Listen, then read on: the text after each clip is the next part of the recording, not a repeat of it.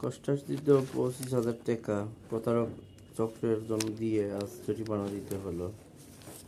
সবাই আমার জন্য দোয়া করবেন, এরপর থেকে যেন আমি সাবধান হয়ে যাই।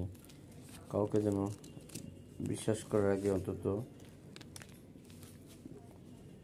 প্রমাণ নিতে পারি, যেন আমি প্রতারণা থেকে মুক্তি পেতে পারি। এবং আপনারা সকলেই সতর্ক হয়ে যাবেন এরকম প্রতারণায়। যে আজকে আমি বিশ্বাস করে 25,000 টাকা দিয়ে বিশাল লস খেলাম। ঘর ভাড়া টাকা এবং পাওনা টাকা দেওয়ার কথা ছিল, কিন্তু তা তিল তিল করে জমিয়ে সেই টাকাটা আজকে প্রতারকের হাতে তুলে দিলাম।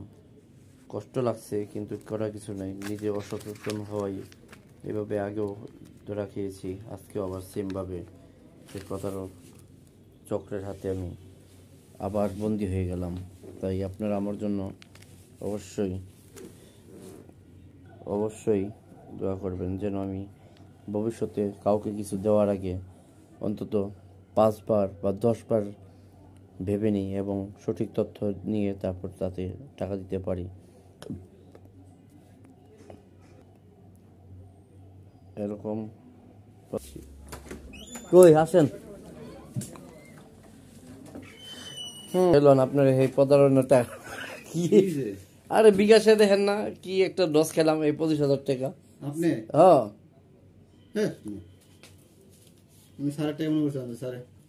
আপনিও তো মনে করছেন, আমিও তো মনে করছি 1,000 টাকা। আমি তো মনে করছি এই 25,000 গুনালন কি হয়েছিল কি? আরে স্যারের হোয়াটসঅ্যাপ হ্যাক হয়েছে, আমি তো জানি না। হ্যাঁ মেসেজ দিছে কয় 10,000 টাকা লাগবো পাঠো। স্যার কইতে হন স্যার তো বাসায়। তাই আমি ভাবছি স্যারের দরকার, পাঠাইছি আর 15,000 পাঠো পাঠাইছি। এরপরে আবার যখন 20,000 চাইছে তখন আমি হেমন্ত ভাইয়ের ফোন দিছি। স্যারের ফোন দিছি, স্যার বন্ধ, ফোনই হয় না।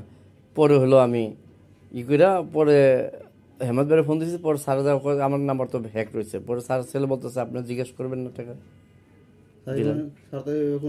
হ্যাঁ চাইছে তো ওইভাবে দিছি, আগে অল্প অল্প টাকা। না মেসেঞ্জারে, মেসেজে হোয়াটসঅ্যাপে।